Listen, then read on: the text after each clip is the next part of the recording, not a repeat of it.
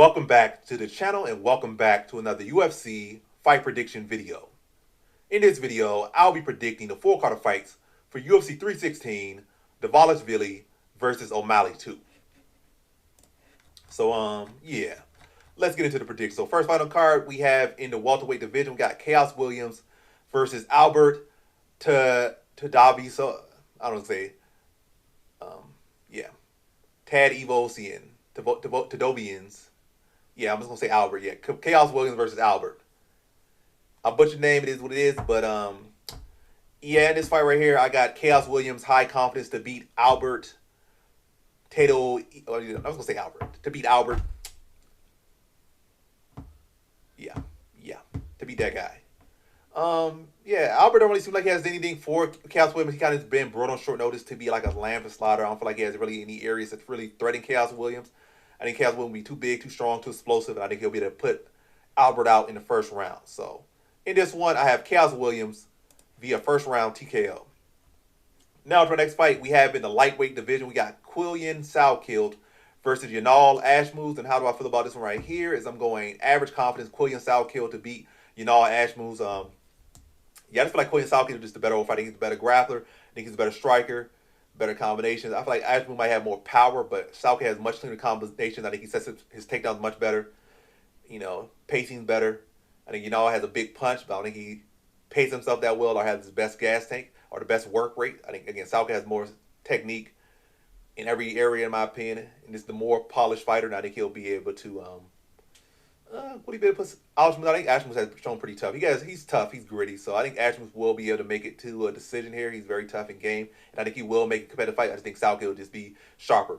Probably out-grapple him to the extent, not no great extent, maybe like 2-1 on takedowns, or 3-1 or something, or 3-2 on takedowns. But Salkilld having more control time, and Salkilld probably outland him by like 20 significant strikes, maybe more, maybe less, but roughly like 20 significant strikes more on the Salkilld side, and landing the flusher shots and the more telling shots and the more significant shots, and being able to beat Ashmouz to a pretty clear decision. Competitive fight, but pretty clear that Salkilld is the better overall fighter.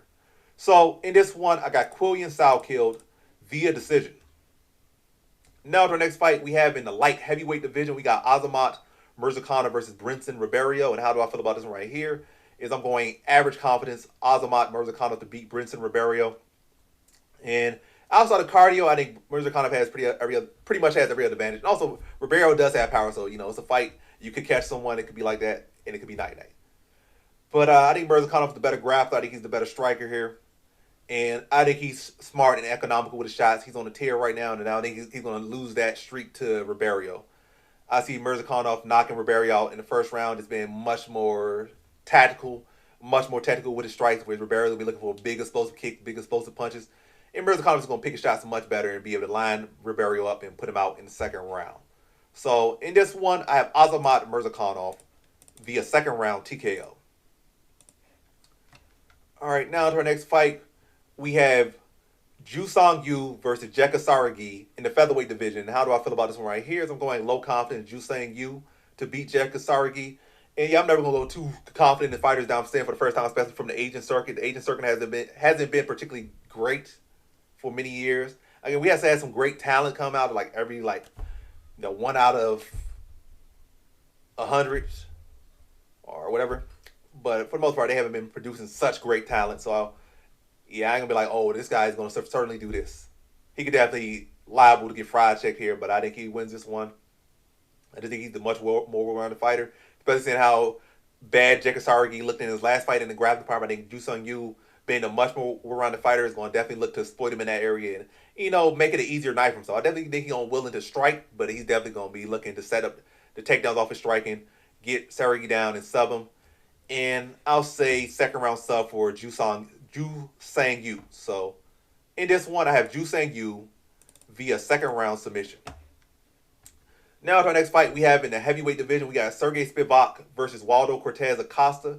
And how do I feel about this one right here? Is I'm going low confidence Cortes-Acosta to beat Sergey Spivac. Sergey Spivac grappling pretty solid in his last fight. He was going in with Jelton Almeida, and he was looking pretty good in that fight until Jelton Almeida decided to strike for once and knocked him out. And Cortes-Acosta is ever improving in his offensive takedowns, his defensive wrestling, his fight IQ. He's improving. some rough patches there in his career, but he's true like he's improving. I feel like Spivac. I can't really say that Spivac has plateaued yet either. So this is a tough fight, and it's kind of tough to pick the underdog here. But I will pick Acosta, and I do like the fact that Spivac. For me, picking Acosta against Spivac for the fact that Spivac is coming off a knockout loss, and also again Acosta is improving, or Cortes-Acosta is improving his offensive wrestling. He is improving his defensive wrestling, and I do think he's the better striker. And it's not like Spivac has not already been knocked out by a one-trick pony before. He got knocked out by Walt Harris.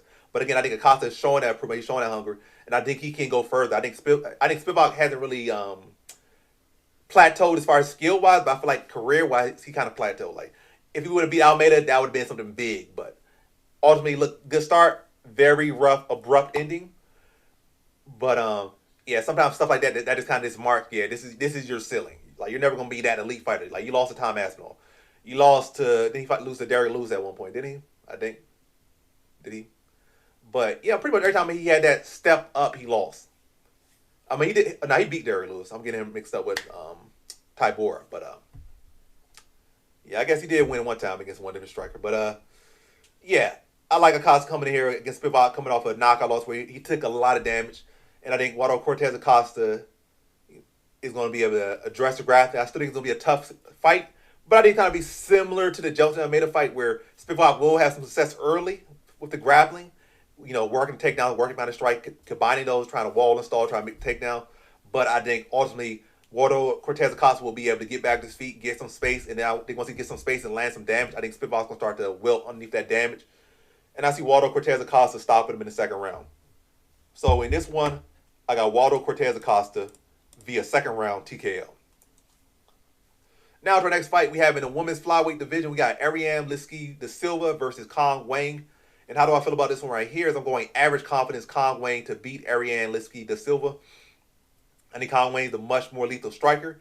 She has shown pretty sturdy takedown defense. And I don't think Lipski has ever really shown particularly great offensive wrestling. She has shown great offensive grappling at points, but she has never really submission skills at points, here and there. And that's more so on top, top position more so than the bottom position.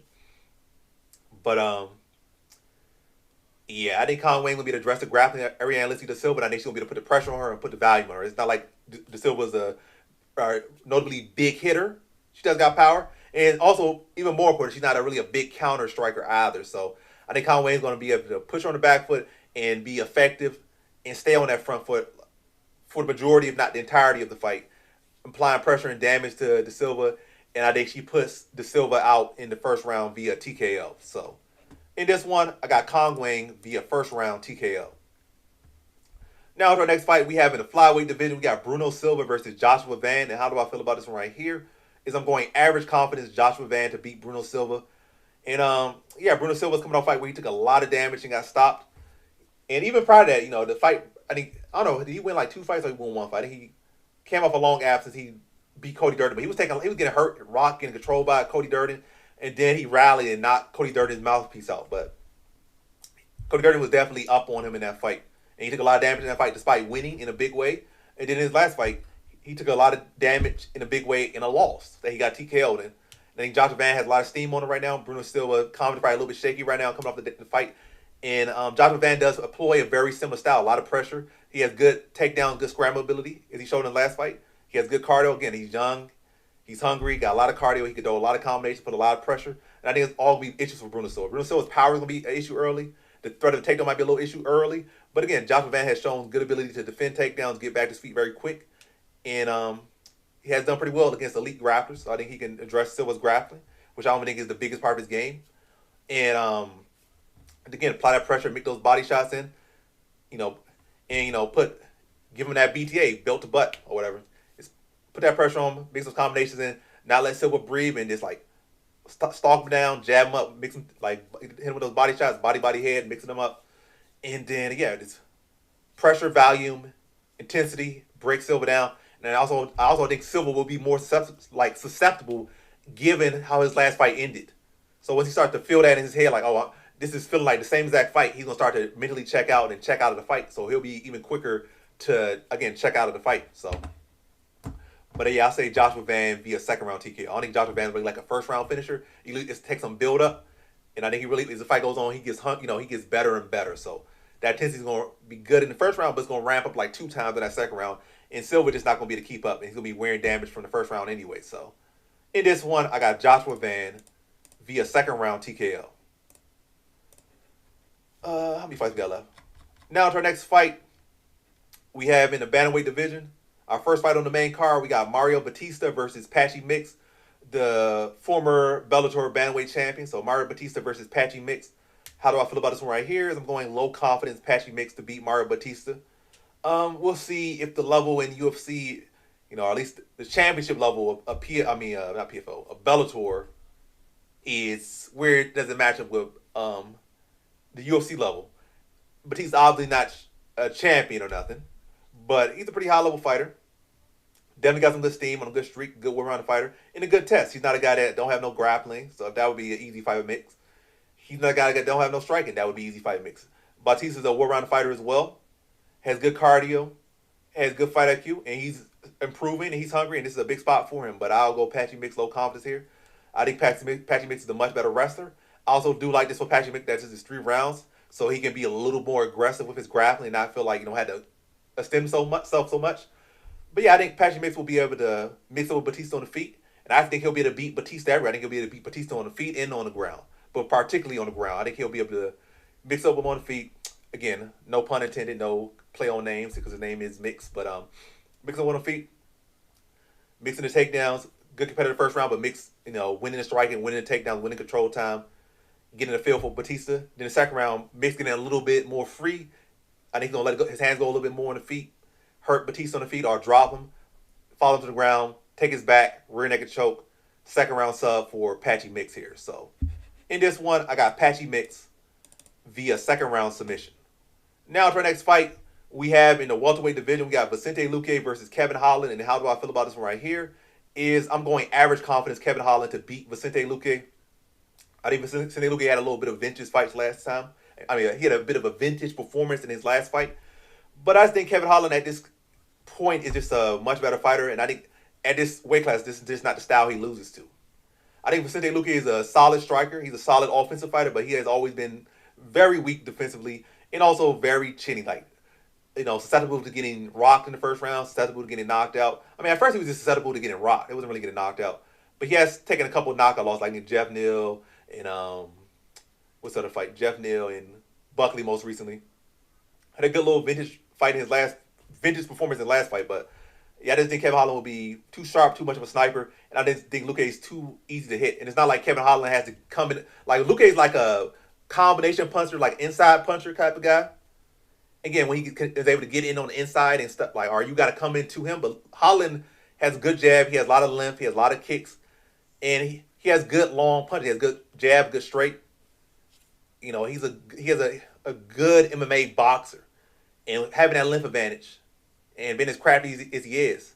And Luque being as chinny as he is and is susceptible to being hit and having as weak of a defense as he does. And having a big, long head like he does. I think he'll be an easy target for Holland to hit and not have to really come in so much to be, chewed up. I do worry about the leg kicks of Luque. That's a good thing for him. Luque does have good leg kicks. But I think Holland will be able to time his leg kicks and snipe him down the middle and put him away. And I think we'll say first round TKO for Kevin Holland. I think he'll be able to stick him on the jab, mix him to the body, time the leg kick with the 2, and drop Luque and finish him off with some ground and pound, maybe even a submission, but I'll say first round TKO for Kevin Holland. So in this one, I got Kevin Holland via first round TKO. All right. Now to the next fight we have in the middleweight division, we got Kelvin Gastelum versus Joe Pyfer. And how do I feel about this one right here? I'm going high confidence Joe Pyfer to beat Kelvin Gastelum. I know karma's on Gastelum's side, and a lot of people want Pyfer to lose, but I don't think this is a fight that Pyfer's going to lose. I think his team's doing amazing right now. And I think Gastelum's grappling defense has always been pretty weak, especially at middleweight. And I think that's where Pyfer's going to look to take. I think Pyfer's going to be cocky as he is, but I don't think he's going to be dumb. He's going to be looking to touch Gastelum with some shots, but once Gastelum starts to fire back, he'll instantly duck down, pick a little fat man up, put him on his back, pound him up, and then look to tap him out. But I think it's going to be, let me see, what round will it be? First or second? Also, another benefit, he does train with Sean Brady, who last beat Gastelum and dominated him pretty easily. But, why not? First round sub for Pyfer. I think Pyfer, He might even be able to drop Gastelum. I think he will be able to get Gastelum respect with his power. But ultimately, I think what's going to get it done is his grappling. Like, he's not going to strike with Gastelum for 15 minutes and give Gastelum his only opportunity. He's going to look to, again, set him up with the strikes, get him down, beat a much bigger, much heavier, much more technical, much more skilled, much more talented fighter, and be able to break Gastelum down and sub him in the first round. So, in this one, I got Joe Pyfer via first round submission. Now, into our next fight, we have in our co-main event for the undisputed Women's UFC Bantamweight Championship, Juliana Pena versus Kayla Harrison. And how do I feel about this one right here? I'm going low confidence Kayla Harrison to beat Juliana Pena. And yeah, this is more so going to be me predicting why. I kind of going to just leave this fight alone. I'm predicting it, but I'm going to leave it alone.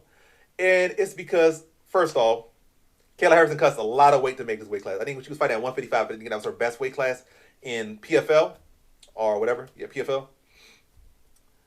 And then she had to drop to 45, and now she's fighting at 35. Like, so she was already a big 55er. Then she had to drain herself to make 45. And then she had to drain herself to make 35. So, like, yeah, she's draining a lot of weight. Like, yeah, she's looking good, but she's been fighting pretty much tailor-made opponents in a way since she joined the UFC. But now she's fighting Pena, who does have a good wrestling background, good grappling skills, and could look to use them defensively this time around. Because this is probably the first time in Juliana Pena's career where you could say she is likely the better striker in this fight. I'm not going to say she is because no need to say all that. But she likely is the better striker here for the first time in her career in a fight. And Kayla Harrison does cut a lot of weight. And Pena is a cardio machine. She is a dog. So she could extend Kayla Harrison. Again, Kayla Harrison cut a lot of weight. She got a lot of muscle mass. And if somebody really push her, can she really push for 25 minutes if she's pushed? You know, it's some big concerns. So Pena could definitely put her in a rough fight. But that's some concerns. But I would say Kayla Harrison. Pena has been submitted twice by strikers, Durandamy and Valentina Shevchenko. So if Kayla Harrison can, and also Pena's instinct naturally is to go for the takedown. So she might look to strike, but instinctually she going to look for the takedown. And then she go for that grappling. I think Kayla Harrison is the much more technical grappler. And if you get submitted by Shevchenko and especially Durandamy, yeah, Kayla Harrison is going to have, she's going to have a fun time with you, basically. But I see it's a good scrap. I think Pena will give her a push, but I think Kayla Harrison will ultimately be able to get her in her wheelhouse, be able to get her on her back, or get Pena to take her to the ground or fall into her guard. And I think from there, Kayla Harrison, again, whether it be on top or bottom, I think Kayla Harrison will be able to snap up an arm bar and tap Juliana Pena out, and I'll say second round sub for Kayla Harrison. So in this one, I got Kayla Harrison via second round submission. Now to our main event, we have, in the UFC's bantamweight division, we have the undisputed bantamweight championship on the line of the UFC in the world. Dvalishvili versus Sean O'Malley 2. And how do I feel about this one right here? Is I'm going low confidence Dvalishvili to beat Sean O'Malley again. And I'll give a disclaimer as well. I'm not betting on this fight either. I'm not betting no over, no under, no knockout, no decision, nothing in this fight. Nothing on this fight. Because I do think that the UFC in the powers that be do want Sean O'Malley to win. They do want him to avenge his loss. And I do think that Sean O'Malley can make some adjustments that could give him a better chance to win this fight, for sure. But also, again, if he's able to make this fight close or competitive enough, I think the UFC will look to give Sean O'Malley the nod here. The last fight, they did give him some rounds, and it wasn't really that close. So imagine this fight's really close where Dvalishvili's not able to get takedowns. If Sean O'Malley's able to hurt Dvalishvili on multiple occasions or actually drop him or something, or have him a real legit near finish, we can easily see this fight swing in O'Malley's favor, especially on the Georgia scorecard, even if Dvalishvili does get the takedowns here and there, and does get control time, and does deal his own damage.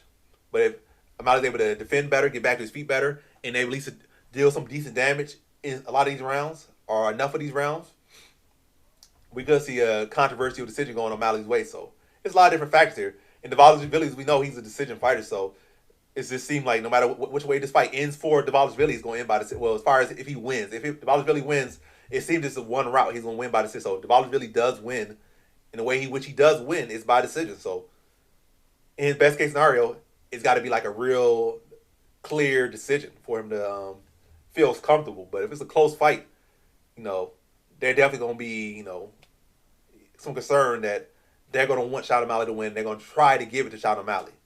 Because you'll see, a lot of people talking about, oh, they need stars, they need this.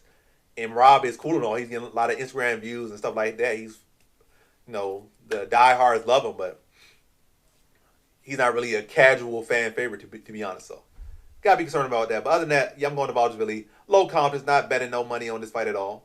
And I'm very, I'm very comfortable not doing that. So, and I don't care, basically what I'm saying. To do that if I don't have to. But yeah, I think Roz is on a tear right now. He's has one of the best. Matter of fact, he might have the best resume at bantamweight history as far as just wins, not as far as title defenses and whatnot, but as far as just wins and name value and level of competition, he might have the best resume in that sense in bantamweight history, including a win over Sean O'Malley, including wins over a win over Umar Nurmagomedov. And yeah, I think Rob going to do what he typically does: go out there, apply a lot of pressure, apply a lot of takedowns, and this constant forward pressure, constant sort of takedowns, constant volume, this constant work rate. And yeah, I think he better outgrind Sean O'Malley. And I don't think he's going to be sleeping on Sean O'Malley. He's going to come in here respecting Sean O'Malley, come on and put a good performance. I think Sean O'Malley will do a little bit better this time, but I think ultimately Dvalishvili will look to outwork him. And that's just a pace that's just so hard to deal with. But yeah, Sean O'Malley will be more prepared this time, but I think similar result, or same result. So in this one, I got Merab Dvalishvili via decision. And so that concludes my fight predictions, but let me go through them once again before I wrap the video up. So first pick, Chaos Williams via first round TKO. Second pick, Quillian Stout. Let me say the confidence. So high confidence, Chaos Williams to win this fight. Not to KO him. The high confidence is just in Chaos Williams money line, but prediction is Chaos Williams first round TKO. Next fight, Quillian Salkilld, average confidence to beat Ashmouz in decision. Next fight, Azamat Murzakanov, average confidence, and I have him by KO round 2. Next fight, Ju Song Yu, submission round 2, low confidence. Walter Cortes-Acosta, KO second round, low confidence. Next fight, Wang via first round TKO, average confidence. Joshua Van via second round TKO, average confidence. Patchy Mix via second round submission, low confidence. Kevin Holland via first round TKO, average confidence. Joe Pyfer via first round submission, high confidence.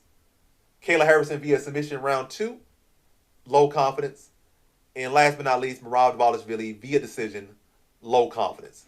And so that concludes my fight predictions for the 4-card fights for UFC 316, Dvalishvili versus O'Malley 2. Thanks for watching. Like, comment, subscribe, and come back for more videos. Peace.